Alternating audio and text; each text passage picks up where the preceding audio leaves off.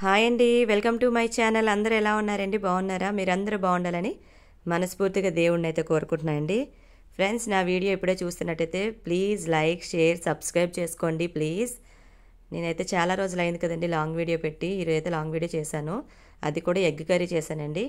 Egg అంటే only ఎగ్గే కాదండి, బెండకాయలు ఎండ్రాయిలు కూడా కలిపి చేశాను. దీనికి కావాల్సిన పదార్థాలు ఒక 5 ఎగ్స్ తీసుకొని బాయిల్ చేసేసుకున్నానండి. అలాగే ఎండు రొయ్యలు కూడా కాస్త తీసుకొని క్లీన్ చేసుకున్నానండి. టమాటాలు ఒక 3 తీసుకున్నాను. ఉల్లిపాయలు ఒక 4 తీసుకున్నాను, కట్ చేసుకున్నానండి. అలాగే పచ్చిమిరపకాయలు ఒక 3 తీసుకొని కట్ చేసుకున్నానండి. అలాగే స్టవ్ మీద పాన్ పెట్టి ఆయిల్ వేసుకొని ఆయిల్ బాగా హీట్ ఎక్కగానే ఎగ్స్ అనేది ఫ్రై చేసుకున్నానండి. ఎగ్ ఫ్రై చేసుకున్నప్పుడు గంటలు పెట్టుకుంటే మనకి ఏంటంటే కారం ఉప్పు అన్నది ఎగ్ లోపలికి వెళ్తుందండి, బాగా పడుతుంది. అలాగే ఎగ్ ఫ్రై చేసేసుకున్న తర్వాత వేరే బౌల్లో తీసుకోవాలి.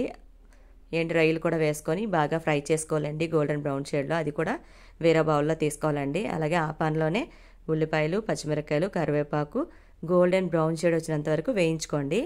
బాగా వేగిన తర్వాత బెండకాయలు కూడా వేసుకోవాలండి. మీడియంలోనే కట్ చేసుకోవాలి. బెండకాయలు కూడా వేసుకున్న తర్వాత కాస్త సాల్ట్ వేసుకొని ఒక 10 మినిట్స్ మూత పెట్టి ఉంచేయండి.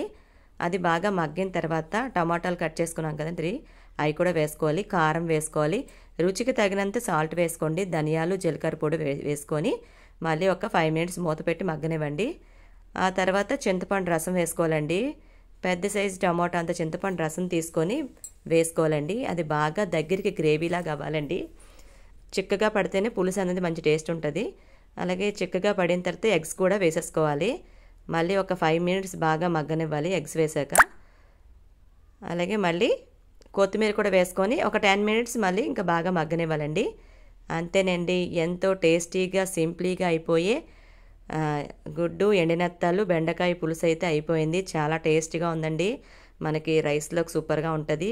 ఫ్రెండ్స్, ఈ వీడియో నచ్చితే లైక్, షేర్, సబ్స్క్రైబ్ చేయండి తప్పకుండా, మర్చిపోకండి. చూస్తున్నారు కదా ఎంతో టేస్టీ ఎగ్ కర్రీ అయితే అయిపోయింది. ఫ్రెండ్స్, మీరు కూడా ట్రై చేసి ఎలా వచ్చిందో కామెంట్ చేయండి. Thank you, bye bye.